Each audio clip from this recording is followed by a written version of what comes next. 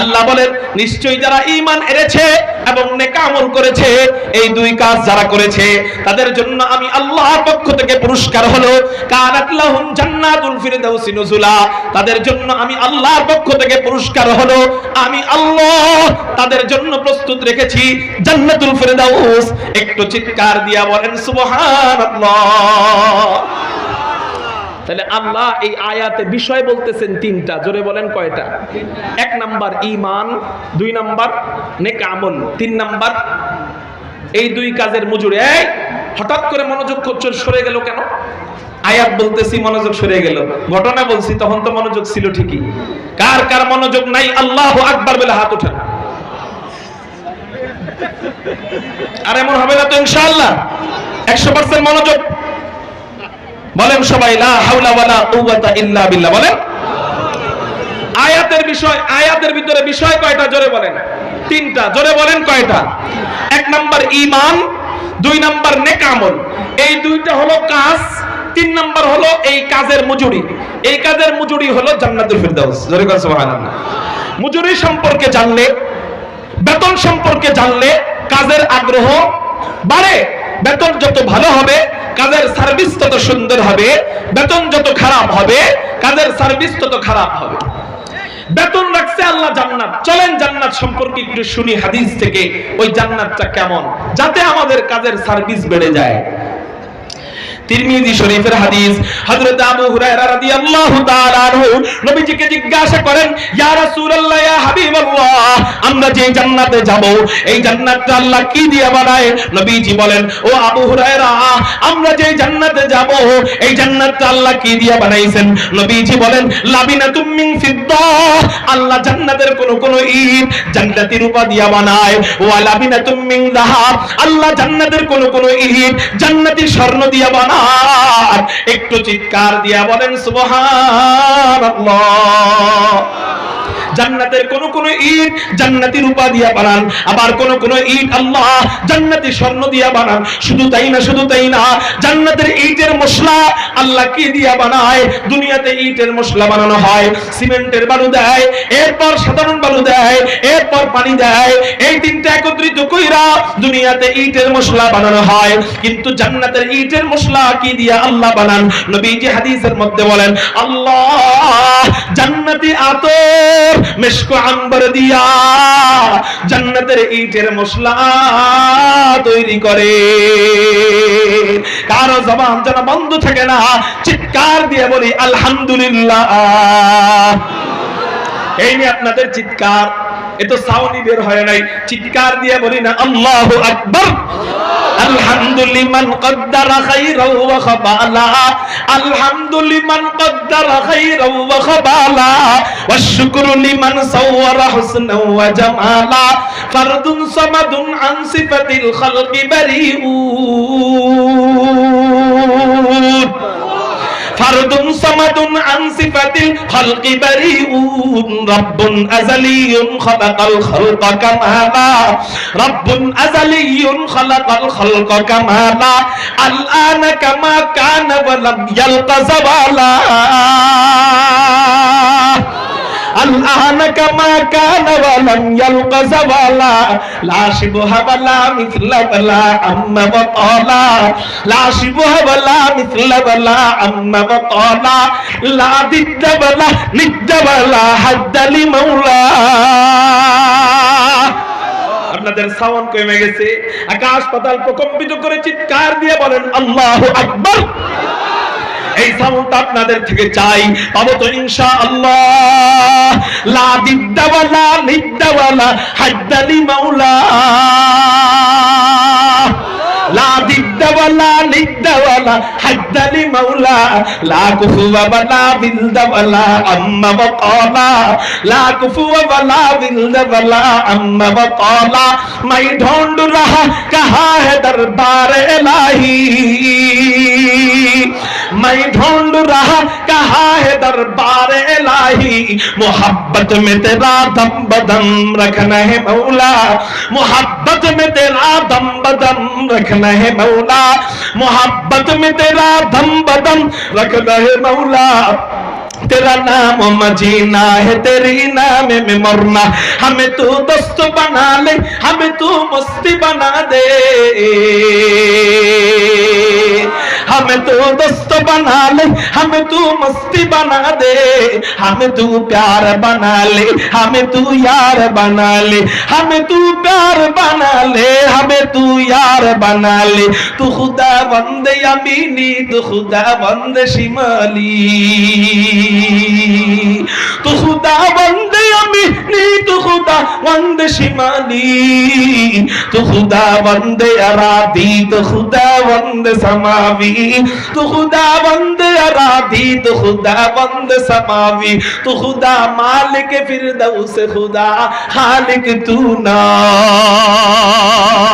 तू खुदा मालिक फिरदौस, खुदा खालिक तू ना, तू नफरमान के रहमान, तू गुनहगार के गफ्फार, तू नफरमान के रहमान, तू गुनहगार के गफ्फार।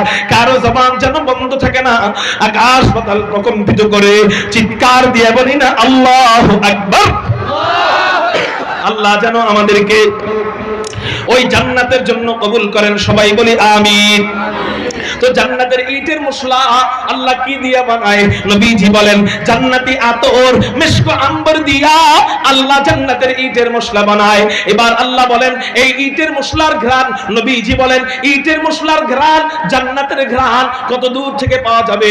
নবীজি বলেন 40 সানা। জান্নাতের আল্লাহ এমন ঘ্রাণ রেখেছেন, জান্নাতের বাহিরে জান্নাতীরা 40 বছর দূরে থাকবে, 40 বছর দূরে থেকে জান্নাতীরা জান্নাতের ঘ্রাণ পাইতে থাকবে। ও মিয়া, আপনার প্রেমিকা আপনারে গোলাপ ফুল হাদিয়া দেয়, এই গোলাপ দিলে আপনার প্রেমিকাকে আগের থেকে ডাবল ভালোবাসা আরম্ভ করেন, ডাবল মহব্বত করা আরম্ভ করেন। আচ্ছা, আরো তো কত ফুল আছে, ওগুলা দিলে ভালোবাসা বাড়ে না। রজনীগন্ধা ফুল আছে, ওটা দিলে ভালোবাসা বাড়ে না। শাপলা ফুল আছে, ওগুলা দিলে ভালোবাসা বাড়ে না। কিন্তু গোলাপি দিলে ভালোবাসা বাড়ে কেন? কয় হুজুর, গোলাপের একটা যোগ্যতা আছে, সেই যোগ্যতা হলো গোলাপের একটা মিষ্টি ঘ্রাণ আছে। এই ঘ্রাণের কারণে এই গোলাপ একজন আরেকজনকে দিলে গোলাপের কারণে, ঘ্রাণের কারণে ওই ব্যক্তিকে ডাবল ভালোবাসা আরম্ভ করে দেয়। আচ্ছা, ঘ্রাণের কারণে যদি তুমি ডাবল ভালোবাসো, এই ঘ্রাণ কতটুকু ঘ্রাণ? কয় নাকের কাছে আনলে ঘ্রাণ পাওয়া যায়, এক হাত দূরে নিলে আর ঘ্রাণ পাওয়া যায় না। এই এতটুকু ঘ্রাণের জন্য যদি তুমি এক ব্যক্তিকে মহব্বত করতে পারো, তাহলে সবচেয়ে বেশি ঘ্রাণ আল্লাহ আমাদের জন্য রেখেছেন জান্নাত। যেই জান্নাতের বাহিরের ঘ্রাণ 40 বছর দূর থেকে পাওয়া যাবে। তাহলে বলো, ওই মালিকের কুদরতি কদমে 5 ওয়াক্ত কেন সেজদা দাও না? ঘ্রাণের জন্য কেউ কাউকে ভালোবাসলে সবচেয়ে বেশি আল্লাহকে ভালোবাসা দরকার। আচ্ছা, লাইটিং করা হয়েছে কি বাহিরের আলো যাওয়ার জন্য না ভিতরের আলো দেওয়ার জন্য? জান্নাতের ঘ্রাণের উদ্দেশ্য কি বাহিরে যাক না ভিতরে থাকুক? কোনটা উদ্দেশ্য? ভিতরের উদ্দেশ্য, কারণ জান্নাতীরা বাহিরে থাকবে না ভিতরে। কিন্তু এই আলো ফাঁকফোকর দিয়া বাহিরে কিছু যায় কিনা? জান্নাতের ঘ্রাণ ফাঁকফোকর দিয়া বাহিরে কিছু যাবে। আপনি চিন্তা করেন, এই কিছু ঘ্রাণ যদি 40 বছর দূর থেকে পাওয়া যায়, কিছু ঘ্রাণ যদি এত হয়, তাহলে জান্নাতের ভিতরের ঘ্রাণ না জানি কেমন হবে। আল্লাহ এবার বলেন ওয়াসিকাল্লাযীনা তাকাউ রাব্বাহুম ইলাল জান্নাতি যুমারা, মুত্তাকি বান্দাদেরকে দলে দলে জান্নাতের দিকে নিয়ে যাওয়া হবে। সুবহানাল্লাহ।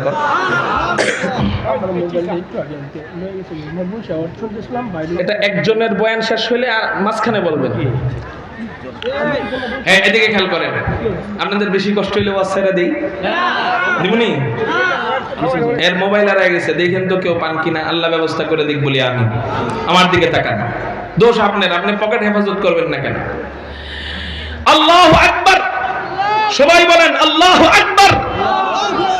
ওয়াসিকাল্লাযীনা তাকাউ রাব্বাহুম ইলাল জান্নাতি যুমারা, মুত্তাকি বান্দাদেরকে দলে দলে জান্নাতের দিকে নেওয়া হবে।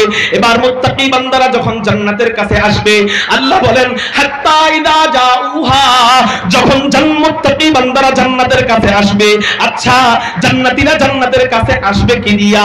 হাসরের ময়দান যদি জান্নাতের থেকে 40 বছর দূরে হয়, তাহলে হাসরের ময়দান থেকে জান্নাতে আসতে 40 বছর সময় লাগলে পায়ে হাঁটা গেলে সম্ভব হবে? যদি হাসরের ময়দানটা জান্নাত থেকে 40 বছরের দূরে হয়, পায়ে হাঁটা যাওয়া সম্ভব? আল্লাহকে আমাদের জন্য দুনিয়ার কোন গাড়ির ব্যবস্থা করবেন কিনা? আরে না না না, ওখানে তো দুনিয়ার কোন গাড়ি এলাও হবে না, ওখানে কোনো বিমান থাকবে না, ওখানে কোনো হেলিকপ্টার থাকবে না, ওখানে কোনো এরোপ্লেন থাকবে না, ওখানে কোনো রেলগাড়ি থাকবে না, ওখানে কোনো BMW থাকবে না, ওখানে কোনো R15 থাকবে না। আল্লাহ পাক রব্বুল আলামিন আপনার আমার জন্য হাসরের ময়দান থেকে আপনাকে জান্নাতে নেওয়ার জন্য জান্নাতি গাড়ির ব্যবস্থা করে দিবে। ওই গাড়ি কোন গাড়ি? বলে আল্লাহ পাক রব্বুল আলামিন ওই গাড়িটা যেটা দিবেন সেটা আমরা অন্য হাদিস থেকে জানি। মেরাজের রাতের ঘটনা, নবীজিকে আল্লাহ উম্মে হানির ঘর থেকে ঘুম থেকে জাগাইয়া জমজমের পাশে শুয়াইয়া বুকের থেকে নাভি পর্যন্ত ফাইরা ভিতর থেকে সব কিছু বের করে এরপর জমজমের পানি দিয়ে ধুইয়া জান্নাত থেকে আনা রেশমি রুমাল দিয়ে ঢাকা ঈমান এবং হিকমতের অক্সিজেন ভিতরে পুশ কইরা হযরত জিবরাইল এমন করে ইশারা দিয়া সিনায় সিনায় জোড়া লাগাইয়া বুড়াকের পিঠে চড়াইয়া বাইতুল মুকদ্দাস নিয়া সমস্ত নবীদের ইমাম বানাইয়া ইমামুল আম্বিয়া বানাইয়া সাত আসমান দেখাইয়া আর জান্নাত দেখাইয়া সাত জাহান্নাম দেখাইয়া সীমান্তের বড়ই গাছের কাছে নিয়া আল্লাহ নবীজিকে রফরফের পিঠের উপরে চড়াইয়া হযরত জিবরাইলকে বিদায় কইরা নবীজিকে আল্লাহর কুদরতি হাঁটুর সামনে নিয়া আল্লাহর কুদরতি হাঁটুর সামনে বসায়া নবীজির সাথে আল্লাহ লম্বা সময় পর্যন্ত গল্প সল্প করে। এই মেরাজের রজনীতে আল্লাহ নবীজিকে আল্লাহর কাছে নিয়ে গিয়েছিলেন।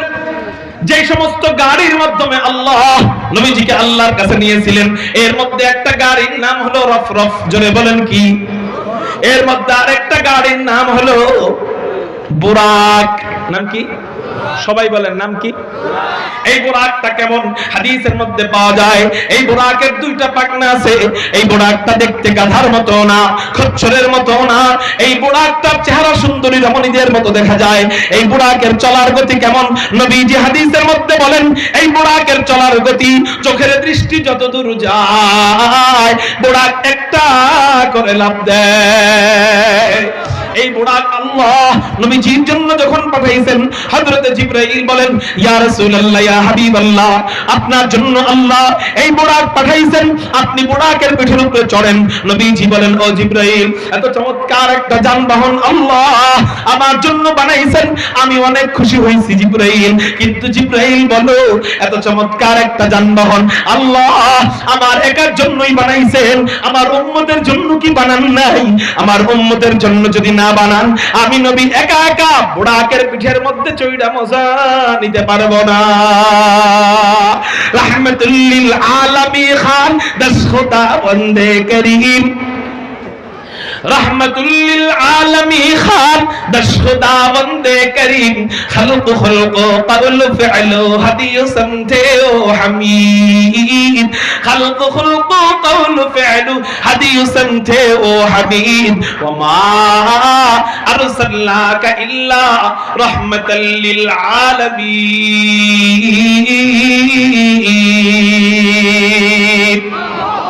আল্লাহ পাক রব্বুল আলামিন কেমন রহমত ওয়ালা নবী বানাইছেন। হযরত জিবরাইলকে এই বুরাকের পিঠে উঠবে তারপরেও উম্মতের মায়ায় কাঁদেন। আল্লাহ নবীজিকে এমন রহমত ওয়ালা নবী বানাইছেন যেই নবী উম্মতের মায়ায় বুরাকের পিঠে উঠেন না। আপনার কি মনে হয় সেই নবীজি জান্নাতে উম্মতরে রাইখা চলে যাবে? হ্যাঁ, তাহলে আমি নবীজির জন্য কি করব? নবীজি আমার জন্য এত কাঁদে, আমি কি করব? কারণ নবীজির জন্য আমার মহব্বত নিয়ে যেতে হবে। কি নিয়ে যেতে হবে? মহব্বত। আমরা নবীজির জন্য একটু মহব্বত দিলে বাস এনাফ, আর লাগবে না। একটু মহব্বত দিলে নবীজি আপনাকে আমাকে নিয়ে জান্নাতে যাবে। সুবহানাল্লাহ। নবীজিকে একটু মহব্বত দিলে নবীজি আমাকে কত দেয়। চলেন আপনাদেরকে বুখারী শরীফের একটা হাদিস শোনাই। একটা মরা খেজুর গাছে নবীজি হেলান দিয়া খুতবা দিতেন। বুঝে থাকলে বলেন খেজুর গাছ জাতা না মরা? মরা। কি এই মরা খেজুর গাছে যখন হেলান দিয়ে খুতবা দিতেন, হঠাৎ করে এক মহিলা এসে বলে, ইয়া রাসূলুল্লাহ, ইয়া হাবিবাল্লাহ, আপনি যদি অনুমতি দেন আপনার জন্য কাঠের একটা মিম্বার বানায় দিব। নবীজি বলেন অনুমতি দেওয়া হলো, কাঠের মিম্বার বানানো হয়। নবীজি এতদিন মসজিদে নববীর ভিতরে মরা খেজুর গাছে হেলান দিয়ে খুতবা দিয়েছিলেন। ওই মিম্বার আসার পর মরা খেজুর গাছ রাইখা নবীজি মিম্বারে উঠা খুতবা দেওয়া আরম্ভ করেন।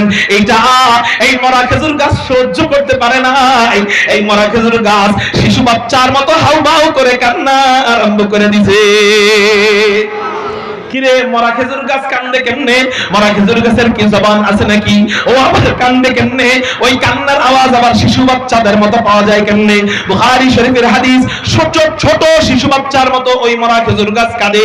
কিরে এই মরা খেজুর গাছের কান্নার আওয়াজ আসে কেমনে? মুহাদ্দিসিনে কেরাম ব্যাখ্যার মধ্যে লেখেন, এই মরা খেজুর গাছ সর্বপ্রথম আল্লাহর কাছে দোয়া করছিলেন, আল্লাহ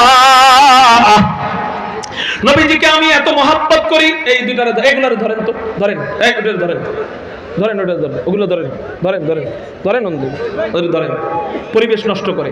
আমি বলছি না যে শুরুতে যারা ওঠার উঠা যায়, মাঝখানে কিসের ওঠা ওঠে? তিনজনের একসাথে টয়লেট ধরে জীবনে? হ্যাঁ, ধরলে একজনের ধরে, একসাথে তিনজনের ধরে, তার মানে শয়তানে খোঁচাইতেছে। ইনশাআল্লাহ আমার সামনে থেকে একজন উঠে যাবে, আমি ধরে বসাই দিব। আগে জিগামো কই যান, যদি কয় টয়লেটে তাহলে ছেড়ে দিয়ে, ঠিক আছে না? মাঝখান থেকে উঠা উঠি নাই, এতক্ষণ নরম আসলাম, এখন আর নরম থাকুন না। কারণ আপনি উঠবেন, আমি উঠে যাবো। এই ওটাকে ধরেন, সবাই বলেন লা হাওলা ওয়ালা কুওয়াতা ইল্লা বিল্লাহ। এত নরম বক্তা মনে করেন না, আমি পারি অনেক কিছু, কিন্তু করতেছি না। অনেক কিছু পারি, রস কস সিঙ্গারা বুলবুলি মুস্তক যা আছে সব আমার জানা আছে, কিন্তু করতেছি না। দেখলাম ওগুলাতে হেদায়েত নাই। এই সমস্ত কথা বলি, দুই একজনের যদি হেদায়েত আইসা যায় তো কামিয়াব। আপনি দেখবেন চোখের সামনে, এখন দেখেন নতুন করে কারো হেদায়েত আসে কিনা, আপনি দেখেন, উঠে গেলে আপনার লস হবে। মরা খেজুর গাছ আল্লাহর কাছে দোয়া করে, আল্লাহ আমি নবীজির এত মহব্বত করি, নবীজি কেমনে পারলো আমাকে রাইখা ধরে সরে যাইতে? আল্লাহ নবীজি না আসলে তো আমি টাইনা আনতে পারি না, কিন্তু আল্লাহ আপনি আমার কথা, আমার একটা দোয়া কবুল করবেন কিনা? কয় কি দোয়া? কয় আল্লাহ আমি আমার ভালোবাসাটা নবীজির জন্য বুঝাইতে চাই। সুবহানাল্লাহ। আল্লাহ বলেন কেমনে বুঝাবি? আল্লাহ আপনি তো ইন্নাকা আলা কুল্লি শাইইন কাদির, আপনি তো সব ক্ষমতার মালিক। আল্লাহ আপনি চাইলে তো আমার জবানটা কিছুক্ষণের জন্য খুলে দিতে পারেন। আল্লাহ বলেন যা, আমি নবীজির মহব্বতে, তুই নবীজিকে মহব্বত করছস, এই উসিলায় আমি তোর জবানটাকে খুলে দিলাম। ওই মরা খেজুর গাছের দোয়া আল্লাহ কবুল কইরা নেয়, ওই মরা খেজুর গাছের জবানটা আল্লাহ খুইলা দেয়। এবার ওই মরা খেজুর গাছ শিশু বাচ্চার মতো কাঁদে। নবীজি খুতবা বন্ধ করে দেয়, মিম্বার থেকে নাইমা যায়, মরা খেজুর গাছের কাছে আইসা বলে, মরা খেজুর গাছকে জড়ায়া ধরে, মরা খেজুর গাছকে চুমু দেয়। আর নবীজি বলে, তুই আমার মহব্বতে কাঁদতেছিস তাই না? আমাকে এই যে একটু মহব্বত দেখাইলি, এই জন্য আমি নবীজি তোরে সান্ত্বনা দিচ্ছি। শোন, তোর জন্য সুসংবাদ রয়েছে। কয় কি সুসংবাদ? কয় এই যে তুই আমার একটু মহব্বত দেখাইলি, এই জন্য আমি নবীজি তোরে নিয়া কি করব জানোস নাকি? কয় কি করবেন? আমি যখন হাসরের ময়দান থেকে আমার বিশাল উম্মতের কাফেলা নিয়া জান্নাতে যাব, আমি নবী তোর কথা ভুলবো না, কারণ আমাকে যে মহব্বত করে আমি নবীজি তাকে ভুলি না। তুই আমারে মরা খেজুর গাছ হয়েও মহব্বত করলি, হাসরের ময়দানে আমি তোকে ভুলবো না।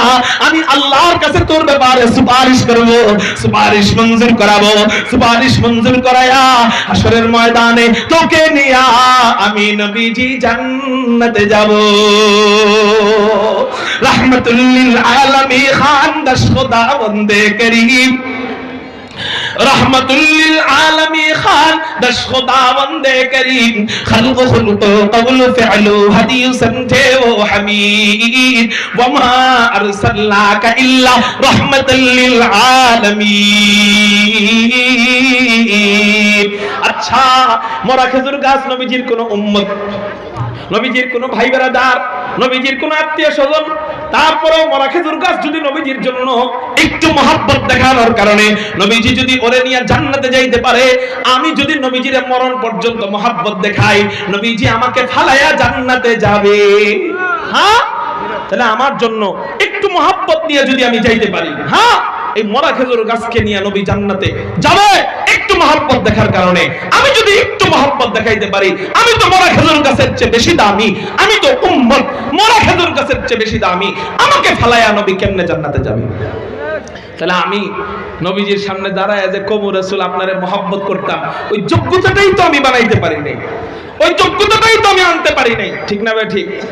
এই জন্য আমার যুবক ভাইয়েরা আজকে একটা ওয়াদা দিবে, এই নবীজির জন্য, এই নবীজির জন্য আমি যোগ্যতা তৈরি করব, নবীর মহব্বতের নমুনা দেখাবো। কেমনে?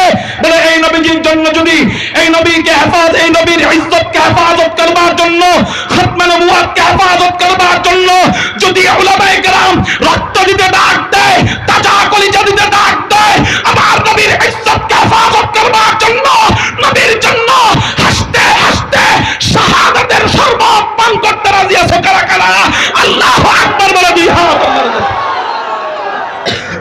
পাক্কা ওয়াদা, নবীর জন্য শাহাদাত, নবীর জন্য জিহাদ করে শহীদ হয়ে রক্ত দিতে রাজি আছেন কারা? পাক্কা ওয়াদা যারা দিবেন তারা হাত উঠান, হাত উঠায় রাখেন, উঠায় রাখেন, হাতটা উঠায় রাখেন। পাক্কা ওয়াদা নাকি মুনাফিকের মতো ওয়াদা? পাক্কা ওয়াদা। পরীক্ষা নিব, পরীক্ষা নিব, হাত নামান। আমি এখন দেখবো, এই মুহূর্তে দেখবো, এই মুহূর্তে দেখবো আমরা কি মুনাফিক মার্কা ওয়াদা দেই না মুসলমান মার্কা ওয়াদা দেই। মুনাফিকের আলামত কয়টা কইছিলাম? এর মধ্যে একটা কি? ওয়াদা খেলাফ, ওয়াদার খেলাফ করে, ওয়াদা ভঙ্গ করে। এখন দেখবো যে আমরা মুনাফিক মার্কা ওয়াদা দেই নাকি মুসলমান মার্কা ওয়াদা দেই। পরীক্ষা করব ইনশাআল্লাহ। রেডি আছেন? প্রস্তুত আছেন সবাই? নবীর জন্য জীবন দেওয়া বড় না একটা অঙ্গ দিয়ে দেওয়া বড়? কোনটা বুঝেন নাই? এক ডাকাইতে আপনারা ধরে কইলো তোর অপশন দুইটা, একটা হলো তোরে গলা কাটটা মাইরা লামো, আরেকটা অপশন হলো তোর এক হাত ভাঙে ফেলামো। আপনি মানবেন কোনটায়? ভাই হাত ভাঙে দে, তাও মারিস না, পুরা জানে মারিস না, ঠিক না ভাই? ঠিক। জীবন দেওয়া বড় না অঙ্গ দেওয়া বড়? কথা বুঝে নেই। কোনটা কঠিন বেশি? কোনটা? জীবন দেওয়া কঠিন না একটা অঙ্গ দিয়ে দেওয়া কঠিন? জীবন দেওয়া কঠিন। যে নাকি নবীর জন্য জীবন দেওয়ার ওয়াদা করলো, তার কাছে একটা অঙ্গ চাইলে সেই অঙ্গ দিতে পারবে না? ব্যাপার যে নবীর জন্য যে জীবনে দিয়ে দিব, হ্যাঁ কবি হুজুর একটা অঙ্গ তো, এটা কোনো ব্যাপার? ঠিক না ভাই? ঠিক। এখন আমি দেখবো যে যুবকরা নবীর জন্য জীবন দেওয়ার ওয়াদা করছে, তাদের জন্য, তাদেরকে বলতেছি আমার নবীর জন্য তোমরা একটা অঙ্গ দিয়ে দিবা। কি একটা অঙ্গ দিয়ে দিবা? সেটা হলো এই জায়গাটা আমরা নবীর জন্য এই মুহূর্তে দিয়ে দিব। কারা কারা রাজি আছেন? আল্লাহু আকবার বলে হাত। আর একটু দাঁড়ায় যান, দাঁড়া নতুন করে ওয়াদা দিবেন, আর জীবনে দাড়ি কাটবেন না। আল্লাহু আকবার বলে দাঁড়ায় যান, দাঁড়ায় যান, দাঁড়ায় যান, দাঁড়ায় যান। যারা ওয়াদা দিবেন দাঁড়ায় যান, দাঁড়ায় যান। ওয়াদা দিতেছেন কারে? জোরে কোন ওয়াদা দিতেছেন কারে? চিৎকার দিয়ে বলেন ওয়াদা দিতেছেন কারে? আর জীবনে দাড়ি কাটবো না বলেন ইনশাআল্লাহ। আলহামদুলিল্লাহ বলতে বলতে বসেন, আলহামদুলিল্লাহ বলতে বলতে বসেন। এই খেয়াল করেন, কিছু কিছু মানুষ যাদের আছে হেরাও দাঁড়াইছে, হেরা ওয়াদা দিছে যে কখনো কাটবে না, আর যাদের নাই তারা ওয়াদা দিছে যে আজকে থেকে রাখবে। ঠিক আছে না ইনশাআল্লাহ? আচ্ছা কোন কইছিলাম নি যে বসেন, হেদায়েত আইসা পড়তে পারে, বলছিলাম নি? আসছে না আসে নাই? বলেন আপনাদের কারণে এই মাহফিলটা কামিয়াব হইল কি হইল না? বিশাল লম্বা সময় নিয়ে ওয়াজ শুনলেন, হেদায়েত হলো না, লাভ হলো কোনো? এই দাড়ি রাখলে কেন হুজুর অন্য কথা না বইলা, নামাজের কথা না বইলা, রোজার কথা না বইলা দাড়ি রাখাইলেন কেন? শোনেন, এটা এমন এক সুন্নাত, যেই সুন্নাত রাখার পরে বেশি দিন ওই ব্যক্তি বেনামাজি হয়ে থাকতে আর পারে না। এই দাড়ি হেরে ধাক্কায়া ধাক্কায়া মসজিদে নিবে, এই দাড়ি তাকে জুয়ার আসর থেকে সরায়া নিয়ে আসবে, এই দাড়ি তাকে ইফতিজিং করা থেকে দূরে রাখবে, এই দাড়ি তাকে জিনা থেকে দূরে রাখবে, এই দাড়ি তাকে গাজার আসর থেকে দূরে রাখবে। ঠিক না ভাই? ঠিক। এই হলো এমন এক সুন্নত, যেই সুন্নত নিয়ে সমাজে চললে আপনাকে সহজে কেউ গালি দিতে পারে না। ঠিক না ভাই? ঠিক। এগুলো এক। দুই নম্বর হলো হাসরের ময়দানে, কথাটা খুব খেয়াল করেন, অন্য কোন হুজুরের থেকে এটা শুনছেন কিনা জানি না, আজকে শুনলেন। হাসরের ময়দানে সমস্ত আমল নেকি হিসাবে দেখা যাবে। জোরে বলেন কি হিসাবে? নামাজ, ওখানে নামাজ পড়ে দেখানো যাবে। হাসরের ময়দানে নামাজ পড়ার জায়গা আছে, মসজিদ আছে। হাসরের ময়দানে নামাজ নেকি হিসাবে দেখা যাবে। হাসরের ময়দানে রোজা নেকি হিসাবে দেখা যাবে। হাসরের ময়দানে হজ নেকি হিসাবে দেখানো যাবে। হাসরের ময়দানে আপনার এই বয়ান শোনার নেকিটা নেকি হিসাবে দেখানো হবে।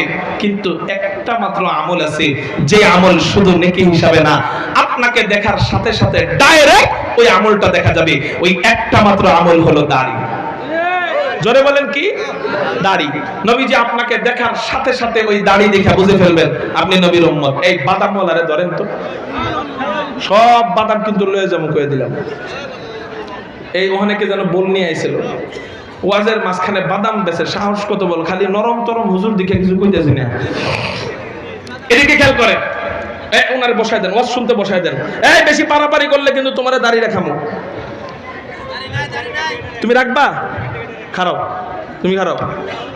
আরে আরে দাঁড় করান তো, দাঁড় করান। বাদামওয়ালা দাঁড়াও। বাদাম বেচলেন, এটা জরিমানা।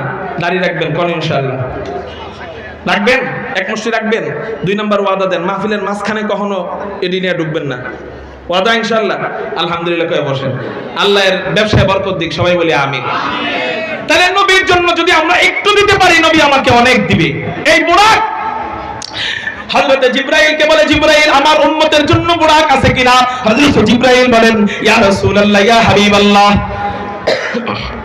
আপনি কোনো টেনশন করবেন না, আপনি কোনো চিন্তা করবেন না।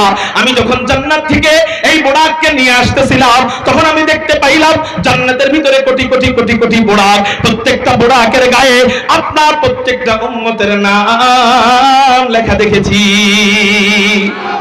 নবীজি খুশি হয়ে যায়, বুরাকের পিঠে চড়েন। আবার হযরত জিবরাইলকে জিজ্ঞাসা করে, ও জিবরাইল, আমার আল্লাহর সাথে আরো কিছু কথা আছে বুরাক সম্পর্কে। কি কথা? আল্লাহ আমাকে বুরাক দান করবেন জান্নাতে যাওয়ার আগে, আমার উম্মতকে দান করবেন জান্নাতে যাওয়ার পরে। এটা আমি মানি না। সুবহানাল্লাহ। আমারে আল্লাহ বুরাক দান করছেন জান্নাতে যাওয়ার আগে, আমার উম্মতকে দান করবেন জান্নাতে যাওয়ার পরে। এটা আমি মানি না। আল্লাহ বলেন, ও জিবরাইল, আমার রাসূলরে বলো, আমার রাসূলের যেই খুশি, আমি আল্লাহরও সেই খুশি। আমি আল্লাহ আমার রাসূলের দোয়া কবুল করে নিলাম। আপনার উম্মতকে জান্নাতের বাইরেই বুরাক দেওয়া হবে। জান্নাতের বাইরে কখন?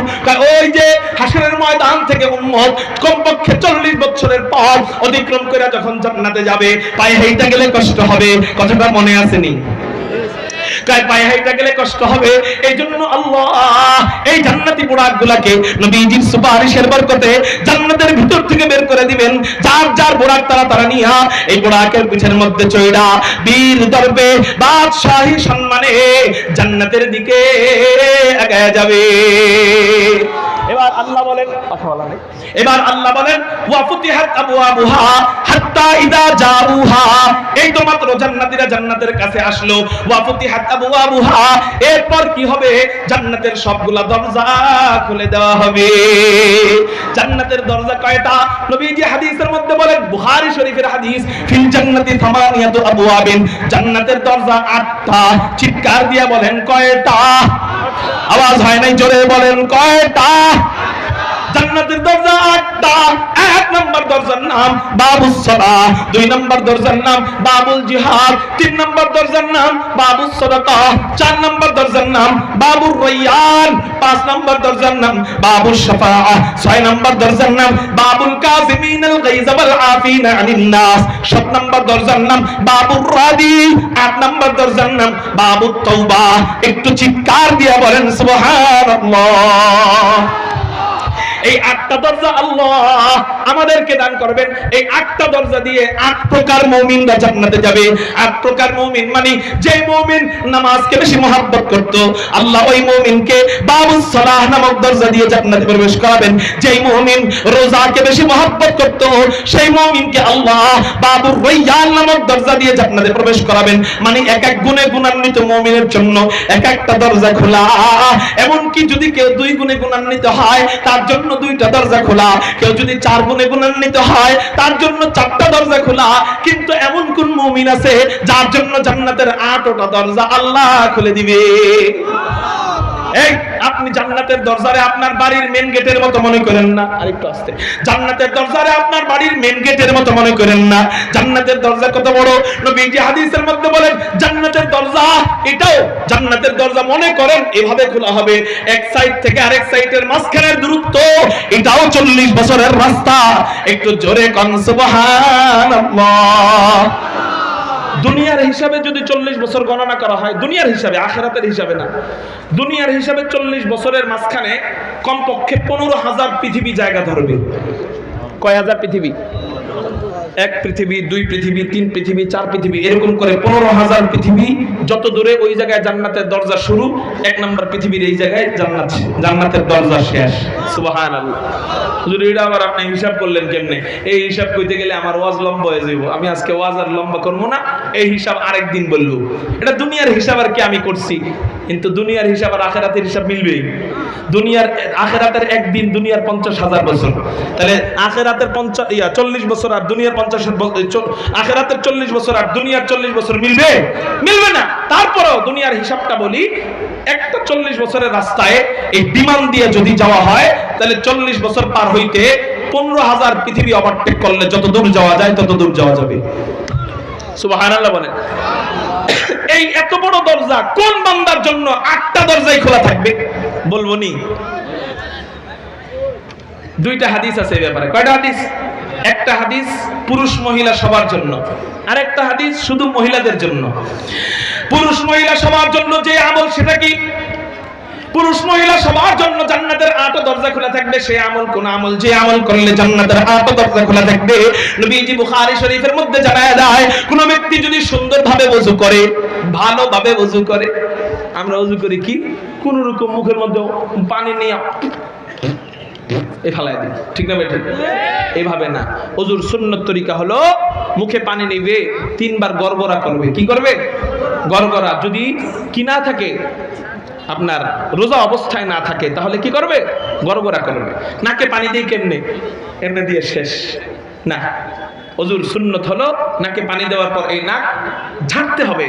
আমরা নাক পরিষ্কারের জন্য যেভাবে নাকটা ঝাড়ি, ঠান্ডা লাগলে নাক পরিষ্কার করার জন্য যেমনে ঝাড়ি, ওযুর সময় 3 বার এমনি ঝাড়তে হবে। মুখ ধোয়ার সময় শুধু সামনের সাইড ধুই, দাড়ির এই সাইড, কান এবং দাড়ির মাঝখানে একটা খালি জায়গা আছে নি, চোয়াল, এই জায়গাটা আমরা অনেক সময় ধুই না, এগুলা ধুইতে হবে। হাত ধোয়ার সময় আমরা খেলাল করি না, কোনরকম শেষ, ঠিক না? এই সাইড ভালো করে মাজি না, এই জন্য ওযু আমাদের অনেক সময় অপূর্ণই থাকে। ভালোভাবে ওযু করবো তো ইনশাআল্লাহ। নবীজি বলেন, কোন ব্যক্তি যদি সুন্দরভাবে ওযু করে, সামনে শীতের দিন আসতেছে, এই সবাইকে বলে দিই শীতের দিনের কথা, পা শুকনা থাকে বেশি শীতের দিন, এই জন্য ওযুর আগে একবার পাটা ভিজাবো। ওযুর আগে একবার পা কি করবো? ভিজাবো। আবার ওযুর পরে আবার পা ভিজাবো। ওযুর আগে ভিজা রাখবো, ওযুর পরে ভিজায়া পুরো ওযু পূর্ণ করবো। পারবো না ইনশাআল্লাহ? আলহামদুলিল্লাহ, লিল্লাহি তাকবীর। আলহামদুলিল্লাহ। আমার বড় ভাই, আমাদের সারা বাংলাদেশের গর্ব। আবার কয়দিন ধরে আমার বিয়েও হয়েছে। আমার কি বিয়ে, 2 বিয়ে মিলে ওয়াজ করলাম। ভাইয়ের আবার সিদ্দিকী সাহেব আত্মীয় হইতে পারে, আত্মীয়, সেই হিসাবে 3 আত্মীয় একসাথে বসে ওয়াজ করছি। আল্লাহু আকবার। সবাই কর লিল্লাহি তাকবীর। আল্লাহ কবুল করো। সিদ্দিকী সাহেব আমার বিয়ে। ও সিদ্দিকী সাহেব আপনার বিয়ে? ওরে বাবা রে, তাহলে তো আমার দাদা বিয়ে হয়। কি বিয়ে? দাদা বিয়ে। আল্লাহ কবুল করুক, বলি আমিন। শেষ কথা, যে ব্যক্তি সুন্দরভাবে ওযু করবে, ওযু করার পর কালেমায়ে শাহাদাত পড়বে, যদি পারে আঙ্গুলটা আসমানের দিকে উঠাবে, কালেমায়ে শাহাদাত পড়বে ভালোভাবে ওযু করার পর। এই আমলটা যদি কেউ করে, নবীজি বলেন ওই পুরুষ আর নারীর জন্য আল্লাহ জান্নাতের 8টা দরজা খোলা রাখবেন। সে যেই দরজা দিয়ে মনে চায় সেই দরজা দিয়ে জান্নাতে প্রবেশ করবে। এই ছোট্ট আমলটা করবো কারা কারা? আল্লাহু আকবার বলে করবো ইনশাআল্লাহ। আল্লাহ কবুল করে, বলি আমিন। হাত নামান। শেষ আমল মহিলাদের কথা। কাদের কথা? মহিলাদের কথা। নবীজি বলেন, কোন মহিলা যদি 4টা গুণ অর্জন করে, আলা রাসূলুল্লাহ সাল্লাল্লাহু আলাইহি ওয়াসাল্লাম, ইদা সাল্লাতিল মারআতু খামসাহা ওয়া সামাত শাহরাহা ওয়া হাফিজাত ফারাজাহা ওয়া আতাআত যাওজাহা। 1 নাম্বার গুণ